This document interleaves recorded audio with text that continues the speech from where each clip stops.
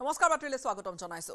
নুমলীগড়ৰ লেটেকুজান চাহ বাগিচাত চাঞ্চল্যকৰ ঘটনা ঘটিছে। বিষাক্ত চুলাই মদ সেৱন কৰি কেইবাজনো লোকৰ মৃত্যু ঘটাৰ সন্দেহ কৰা হৈছে। চুলাই সেৱন কৰি মৃত্যু ঘটা লোকৰ এয়া যি তেওঁলোকৰ পৰিয়ালৰ তথ্যপাতি কিছু এতিয়া লোৱা গৈছে। চুলাই সেৱন কৰি মৃত্যু হোৱাৰ সন্দেহত আজি গাঁতৰ পৰা মৃতদেহ উলিয়াই মৰণোত্তৰ পৰীক্ষাৰ ব্যৱস্থাও কৰিলে প্ৰশাসনে। দেওবাৰে মৃত্যু হোৱা ৰাজেশ তেলেঙা আৰু শংকৰ তেলেঙা নামৰ লোক দুজনৰ মৃতদেহ গাঁতৰ পৰা উলিয়াই মৰণোত্তৰ পৰীক্ষাৰ ব্যৱস্থা কৰিছে প্ৰশাসনে। দেওবাৰে মৃত্যু হোৱা লোক দুজনক শেষকৃত্য সম্পন্ন কৰিছিল পৰিয়ালৰ লোকে আৰু ইয়াৰ পিছতে ৰাইজ বিভিন্ন দল সংগঠন প্ৰশাসনৰ সন্দেহৰ বাবে মৃতদেহ খান্দি উলিয়াই গোলাঘাট জিলা প্ৰশাসনে মৰণোত্তৰ পৰীক্ষাৰ ব্যৱস্থা গ্ৰহণ কৰিছে। লক্ষণীয়ভাৱে বাগিচাখনত এবছৰৰ ভিতৰত 10জনকৈ লোকৰ মৃত্যু ঘটিছে। অবৈধ চুলাই সেৱন কৰাৰ ফলতে আটাইকেইজন লোকৰ মৃত্যু ঘটাৰ সন্দেহ কৰা হৈছে।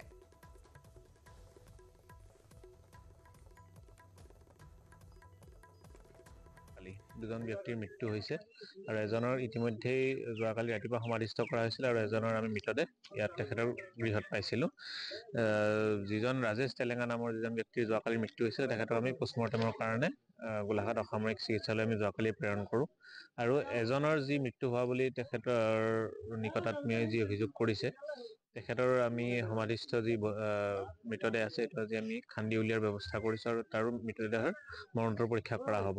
এতিয়া কথাটো হ'ল যে কিছুসংখ্যক লোকে কৈছে যে এইটো চুলাই মদ খাই তেখেতসকলৰ মৃত্যু ঘটিছে। মৰণোত্তৰ পৰীক্ষাৰ বাবে অপেক্ষা কৰিছোঁ। মৰণোত্তৰ পৰীক্ষাৰ প্ৰতিবেদনৰ ওপৰত ভিত্তি কৰি আমি সঠিককৈ ক'ব পাৰিম কি কাৰণত তেখেতৰ মৃত্যু ঘটিছে। হয়, এই মুহূৰ্তত মই উপস্থিত আছোঁ লেটেকুজান চাহ বাগিচাত আৰু লেটেকুজান চাহ বাগিচাত দেওবাৰে দুজনকৈ লোকে অবৈধ যি চুলাই মদ সেই চুলাই মদ সেৱন কৰি মৃত্যু হোৱাৰ সন্দেহ হৈছিলে আৰু তাৰ পিছতেই বিভিন্ন দল সংগঠনে প্ৰতিবাদ অব্যাহত ৰাখিছিলে আৰু দুজন মৃত্যু হোৱা লোকৰ তাৰে ৰাজেশ তেলেঙাৰ মৃতদেহ ইতিমধ্যে মৰণোত্তৰ পৰীক্ষাৰ বাবে আচলতে গোলাঘাট অসামৰিক চিকিৎসালয় প্ৰেৰণ কৰা হৈছিল যদিও যিজন শংকৰ তেলেঙাক পৰিয়ালৰ লোকে সমাধিস্থ কৰিছিল যোৱাকালি আৰু তাৰ পিছতে যেতিয়া অভিযোগ উঠিছিল যে অবৈধ চুলাই মদ সেৱন কৰি মৃত্যু হোৱাৰ অভিযোগ উঠিছিল আৰু তাৰ পিছতেই প্ৰশাসনৰ লোকে এনেদৰে শংকৰ তেলেঙাৰ মৃতদেহ খান্দি মৰণোত্তৰ পৰীক্ষাৰ বাবে আজি ব্যৱস্থা কৰা পৰিলক্ষিত হৈছে। মোৰ কেমেৰা সতীৰ্থই সামগ্ৰিক পৰিৱেশটো দেখুৱাব। বৰ্তমানে যি শংকৰ তেলেঙাৰ মৃতদেহ ইতিমধ্যে খান্দি থকা হৈছে আৰু ইতিমধ্যে দণ্ডাধীশৰ উপস্থিতিত সমগ্ৰ প্ৰক্ৰিয়াটো চলি আছে। মোৰ লগত বিভিন্ন দল সংগঠনৰ লোক আছে তথা স্থানীয় লোক আছে। মই পোনে পোনে জানিব বিচাৰিম কি হৈছিল লেটেকুজান চাহ বাগিচাত। চাওক, বাগিচাত আপোনালোকে গম পাইছে যে বাগিচাত মদৰ প্ৰচলনটো লালিগুড়ৰ যোগেদি চুলাই মদৰ প্ৰচলনটো যথেষ্ট বেছি আৰু লগতে নুমলীগড় ৰিফাইনেৰী ওচৰত আছে। ইয়াত বিভিন্ন জেগাত বিভিন্ন মানুহ আহে। ওচৰতে টেংকাৰ ষ্টেচনো আছে। বিভিন্ন ড্ৰাইভাৰো ইয়াত হাজাৰ ড্ৰাইভাৰ সমাগম হয় আৰু তেতিয়া এই চুলাই মদৰ এটা বেহা বিশেষকৈ বাগিচাবিলাকত চলে। লেটেকুজানত খুব বেছি অতি পৰিমাণে হ'ব ধৰিছে, যাৰ কাৰণে বিভিন্ন মানুহে মদ খোৱাৰ পিছত তেওঁলোকৰ অৱস্থা হৈছে। ইতিমধ্যে গম পাইছোঁ দুজন ব্যক্তি, আপোনালোকে গম পাইছে নিউজ কৰি আছে, দুজন ব্যক্তি সকলোৱে কয় যে মদ খাই মৰিছে। আমিতো প্ৰকৃত ক'ব নোৱাৰোঁ মদ খাই মৰিছে নাই। এতিয়া চৰকাৰে ইয়াত মৰণোত্তৰ পৰীক্ষা কৰাৰ পিছত আমি গম পাম যে প্ৰকৃত মদ খাই মৰিছে নেকি। কিন্তু এটা কথা ঠিক, বাগিচাবিলাকত যি ধৰণে মদৰ ওপৰত গুৰুত্ব দিব লাগিছিল, ধৰি লওক আবকাৰী বিভাগে সেই ধৰণে দিয়া নেদেখোঁ। আজি ডিচি আৰু প্ৰশাসনৰ প্ৰেছাৰত যি ধৰণে ইয়াত আজি হাজাৰ মানুহ ওলাই আহিছে চবেই, কিন্তু যেতিয়া ওলাই আহিব লাগিছিল তেতিয়া অহা নাই।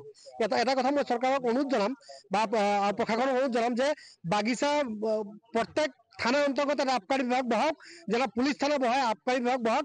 আবকাৰী বিভাগ বহাৰ লগে লগে প্ৰত্যেক সপ্তাহত এদিন এই আবকাৰী বিভাগে গোটেই তদন্ত কৰক যে বাগিচাবিলাকত মদ আছে নাই।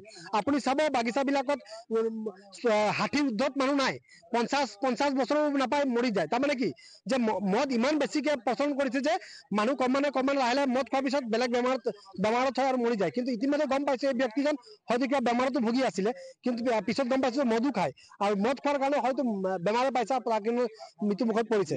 হয়, সেইটো হ'ব পাৰে। গতিকে হয়, নিশ্চয়কৈ অভিযোগ উঠিছে লেটেকুজান চাহ বাগিচাত ইতিমধ্যে বিগত বৰ্ষত প্ৰায় 8জনৰ অধিক লোক মৃত্যু হৈছে বুলি অভিযোগ উঠিছে। মোৰ কেমেৰা সতীৰ্থ সামগ্ৰিক পৰিৱেশটো দেখুৱাই আছে। বৰ্তমান যি দুজন লোকৰ মৃত্যু হৈছিলে ৰাজেশ তেলেঙা আৰু শংকৰ তেলেঙাৰ মৃত্যু হৈছিলে আৰু মৃত্যু হোৱাৰ পিছতে আচলতে দেখিবলৈ পোৱা গৈছে এনেদৰে এক চাঞ্চল্যই বিৰাজ কৰিছে। সমগ্ৰ বাগিচাখনত চাঞ্চল্যই বিৰাজ কৰিছে আৰু মোৰ কেমেৰা সতীৰ্থ দেখুৱাই আছে বৰ্তমান মৰঙী ৰাজহ চক্ৰ বিষয়াগৰাকীৰ উপস্থিতিত এনেদৰে আচলতে মৃতদেহ বৰ্তমান খান্দি থকা পৰিলক্ষিত হৈছে আৰু দেখিবলৈ পোৱা গৈছে যিহেতু বিগত বৰ্ষটোত অভিযোগ উঠিছে প্ৰায় 8জনৰ অধিক লোকৰ এনেদৰে যি অবৈধ চুলাই মদ সেই চুলাই মদ সেৱন কৰি মৃত্যু হোৱাৰ অভিযোগ উঠিছে মোৰ লগত দণ্ডাধীশগৰাকী আছে মই পোনে যদি সম্ভৱ হয় দণ্ডাধীশগৰাকীৰ লগত কথা পাতিব বিচাৰিম ছাৰ কাৰ মৃতদেহ খান্দি শংকৰ টেলেঙাৰ যি পৰহি মৃত্যুত সাৱটি লৈছে তেখেতৰ সমাধিস্থ মৃতদেহ মৰণোত্তৰ পৰীক্ষাৰ বাবে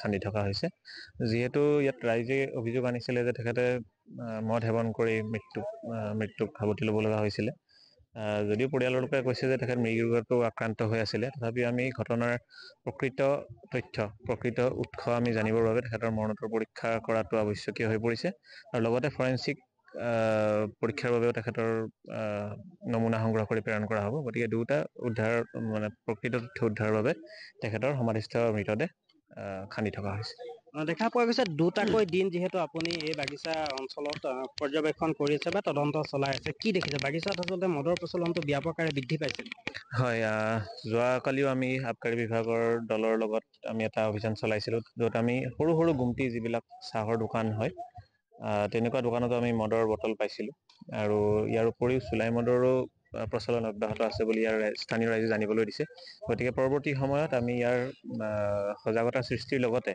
আমি আবকাৰী বিভাগৰ নেতৃত্বত আমি ইয়াত অভিযান পূৰ্ণোদ্যমে আমি অব্যাহত ৰাখিম হয় নিশ্চয়কৈ এনেদৰে যিহেতু দুজন লোকৰ মৃত্যু হৈছিল বুলি ইতিমধ্যে অভিযোগ হৈছে আৰু তাৰ পিছতে দেখা পোৱা গৈছে এতিয়া এনেদৰে আচলতে যি ৰাজেশ টেলেঙাৰ মৃত্যু হৈছিলে তেওঁৰ যি মৃতদেহ সেই মৃতদেহ মৰণোত্তৰ পৰীক্ষাৰ বাবে ইতিমধ্যে গোলাঘাট অসামৰিক চিকিৎসালয়ত ৰখা হৈছে আৰু যিগৰাকী শংকৰ টেলেঙাৰ মৃতদেহ ইতিমধ্যে পৰিয়ালৰ লোকে সমাধিস্থ কৰিছিল যদিও কিন্তু আজি দেখা পোৱা গৈছে জিলা প্ৰশাসনৰ তৎপৰতাত মৃতদেহ খান্দি উলিয়াই মৰণোত্তৰ পৰীক্ষাৰ ব্যৱস্থা কৰিছে জিলা প্ৰশাসনে আন্তঃৰাষ্ট্ৰীয় খবৰ ইয়েমেনৰ হুথি বিদ্ৰোহীৰ ঘাটিত আমেৰিকাৰ বিমান আক্ৰমণ হুথি বিদ্ৰোহী সহ অৰ্ধশতাধিক লোক নিহত হৈছে নিহতসকলৰ মাজত আছে 5গৰাকী মহিলা আৰু 2টিকৈ শিশু আহত হৈছে শতাধিক লোক গাজাৰ প্ৰতি সৌহাৰ্দ্য প্ৰকাশ কৰি ইয়েমেনৰ এই হুথি বিদ্ৰোহীয়ে লোহিত সাগৰত বাণিজ্যিক জাহাজ আক্ৰমণ কৰিছিল আৰু তাৰ পিছতে আমেৰিকাই হুথি বিদ্ৰোহীৰ কেইবাটাও ঘাটিত প্ৰতি আক্ৰমণ সংঘটিত কৰে দেওবাৰে মাজনিশাৰে পৰা মাৰ্কিন সেনাই ইয়েমেনৰ ৰাজধানী সানা চহৰৰ লগতে হুথি বিদ্ৰোহীৰ কেইবাটাও ঘাটি লক্ষ্য কৰি বিমান আক্ৰমণ কৰিছে বায়ু সেনাই আক্ৰমণ কৰিছে হুথিৰ মূল ঘাটি সাদা প্ৰদেশো মাৰ্কিন সেনাই লক্ষ্য কৰি লৈছে আক্ৰমণৰ সমান্তৰালকৈ মাৰ্কিন যুক্তৰাষ্ট্ৰৰ ৰাষ্ট্ৰপতি ডোনাল্ড ট্ৰাম্পে ক'লে হুথি বিদ্ৰোহীয়ে লোহিত সাগৰত আন্তঃৰাষ্ট্ৰীয় জাহাজ আক্ৰমণ বন্ধ নকৰালৈ আমেৰিকাই আক্ৰমণ কৰি যাব লোহিত সাগৰত জাহাজ আক্ৰমণ বন্ধ নকৰিলে আমেৰিকাই হুথি বিদ্ৰোহীক নগৰনাকতি কৰিব বুলিও ট্ৰাম্পে হুংকাৰ দিছে আমেৰিকাৰ বিদেশ সচিব মেক্ৰ' ৰুবিঅ তেওঁ হুথি বিদ্ৰোহীক পুনৰ আন্তঃৰাষ্ট্ৰীয় বিমান আক্ৰমণ কৰিব নোৱাৰা অৱস্থালৈ লৈ যাব বুলি হুংকাৰ দিছে ইৰাণৰ সহায় লাভ কৰি অহা হুথি বিদ্ৰোহীয়ে শেহতীয়াকৈ লোহিত সাগৰত আন্তঃৰাষ্ট্ৰীয় বাণিজ্যিক জাহাজবোৰ আক্ৰমণ কৰি আহিছে টাৰ্গেট কৰি আহিছে হুথিৰ আক্ৰমণৰ 2খনকৈ জাহাজ লোহিত সাগৰত যা গৈছে হুথি বিদ্ৰোহীয়ে যোৱা 18 মাহত 176 বাৰ পোনপটীয়াকৈ আমেৰিকা নৌসেনাক আক্ৰমণ কৰাৰ লগতে 145 বাৰকৈ বাণিজ্যিক জাহাজ আক্ৰমণ কৰিছে লক্ষণীয়ভাৱে ইৰাণৰ আন এক মিত্ৰ সংগঠন হামাছে ইজৰাইলৰ বিৰুদ্ধে এফালে যুদ্ধ বা সংঘাতত লিপ্ত হৈ আছে আৰু তাৰ মাজতে এই হুথিৰ আক্ৰমণো অব্যাহত আছে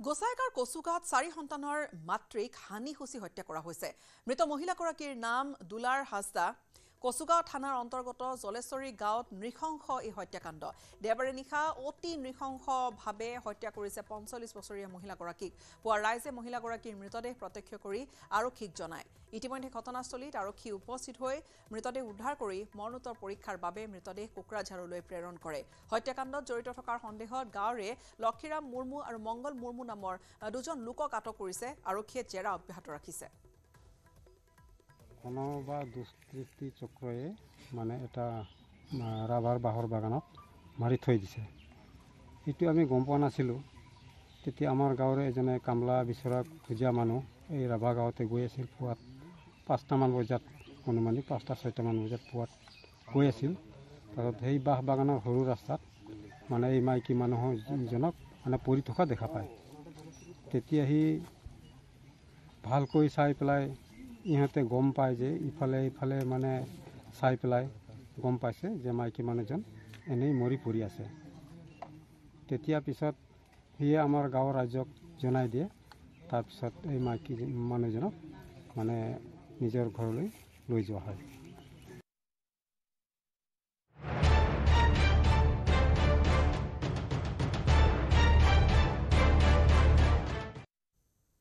অৰুণাচলৰ খ্ৰীষ্টিয়ান ফোৰামৰ আজব কাণ্ড। অৰুণাচল প্ৰদেশক খ্ৰীষ্টিয়ান ৰাজ্য হিচাপে ঘোষণা অকল ঘোষণাই নহয়, হাজাৰ হাজাৰ অৰুণাচলীয়ে খ্ৰীষ্টিয়ান ধৰ্মৰ শপতো ল'লে। অৰুণাচলৰ খ্ৰীষ্টিয়ান ৰাজ্য হিচাপে নিজাববীয়াকৈ ঘোষণা কৰিলে অৰুণাচলৰ খ্ৰীষ্টিয়ান ফোৰামে। অৰুণাচলৰ খ্ৰীষ্টিয়ান ফোৰামৰ এক প্ৰতিবাদী সভাত অসমক পিতৃৰ বুলি মন্তব্য কৰে। আৰু অৰুণাচলৰ জনগোষ্ঠীসমূহে মূলতঃ হিন্দু ধৰ্মানুসৰি ডনিপোলক আৰাধনা কৰি আহিছে। Arunachal Pradesh freedom of religion act 1978 পিছৰে পৰা হিন্দু আৰু খ্ৰীষ্টিয়ানৰ মাজত সংঘাতৰ সৃষ্টি হৈছিল। গুৱাহাটী উচ্চ ন্যায়ালয়ে PILৰ শুনানিৰ জৰিয়তে চৰকাৰকে আইন প্ৰয়োগৰ আৰু নীতি নিৰ্ধাৰণৰ নিৰ্দেশনা দিছিল। এই আদেশৰ পিছৰে পৰা অৰুণাচলত ক্ৰমাৎ উত্তেজনাই বৃদ্ধি পাইছে। असम तक वो मेरा पिताजी का है, मेरा यीशु का है। कलक्तंग से तवांग से लोंगडिंग तक, मिचुका से ईटानगर तक। आज हम प्रभु का श्री यीशु मेरा शेर है, हम घोषणा कर रहा है। इंग्लिश से बोलेंगे, Arunachal belongs to Jesus, Arunachal belong to Jesus. स्वर्ग सुनो, पृथ्वी सुनो। सो 3 बार बोलेगा, हालेलुया,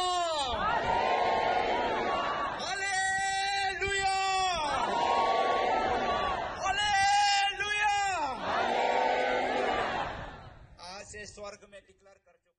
আৰু অৰুণাচল প্ৰদেশ ধৰ্মৰ স্বাধীনতা আইন 1978 কেন্দ্ৰ কৰি সম্প্ৰতি ৰাজ্যখনৰ বিভিন্ন স্থানত খ্ৰীষ্টীয় ধৰ্মীয় লোকসকলে প্ৰতিবাদ সাব্যস্ত কৰি আহিছে। অৰুণাচল প্ৰদেশত বসবাস কৰা সকলো শ্ৰেণীৰ লোকে নিজৰ ধৰ্মীয় ৰীতি নীতি পালন কৰাৰ ক্ষেত্ৰত কোনো বাধ্যবাধকতাৰ সন্মুখীন নহবলৈ এই আইনখন প্ৰণয়ন কৰা হৈছিল। বলপূৰ্বকভাৱে প্ৰলোভনেৰে বা উপঢৌকন দি কোনো লোককে ধৰ্মান্তৰকৰণৰ বাবে বাধ্য কৰাব নোৱাৰিব বুলি 1978 চনৰ এই আইনখনত স্পষ্টভাৱে উল্লেখ আছিল।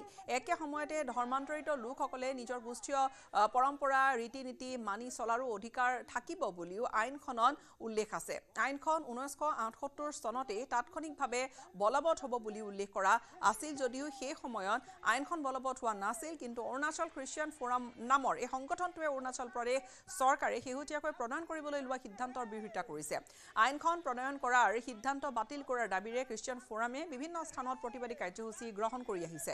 শেহতীয়াকৈ ৰাজ্যখনৰ বৰুম গাঁৱৰ NIIS নিয়মক খেলপথাৰখনত সংঘটিত এই যিটো সভা সংগঠনটোৰ সহস্ৰ সদস্য বিশাল প্ৰতিবাদী সমাৱেশত অংশ লয়। হাতে হাতে প্লেকাৰ্ড ফেষ্টুন লৈ আইনখন বলবৎ কৰাৰ বাবে চৰকাৰী সিদ্ধান্ত বাতিল কৰিবলৈ দাবী জনায়। ইতিমধ্যে তীব্ৰ হৈ পৰিছে প্ৰতিবাদ। সম্প্ৰতি অৰুণাচল প্ৰদেশৰ ৰাজনৈতিক ক্ষেত্ৰখনতো যেন অস্থিৰতা এটা কৰি তুলিছে। सबको लगता है ये गलत है, सबको लगता है इसके कारण हमारे स्टेट पे बंटवारा हो सकता है, हमारे स्टेट पे जो शांत है वो भंग हो सकता है। तो ऐसा चीज को लेके आना क्या जरूरी है? जो कभी 45-46 ईयर्स हो गए, अरुणाचल इतना बढ़िया से चल रहा था, सब समुदाय यहाँ मिल के रह रहा था। आज तक आपने कुछ सुना है यहाँ पे? कभी क्या रिलीजियस कभी आपने देखा है वार? कभी बंटवारा देखा है? कभी नहीं हुआ। तो मुझे काफ़ी देख के काफ़ी दुख लगा कि जब हमारे भाई और बहनों अलग अलग जो आस्था पे विश्वास करते हैं, कभी एक प्रोसेशन निकाल रहे थे, कोई और प्रोसेशन निकाल, ये अरुणाचल पे कभी नहीं हुआ। And I am totally against it. And I believe कि anything which divides the state, any law might be good, bad, right, wrong, if it divides the state, we should not introduce it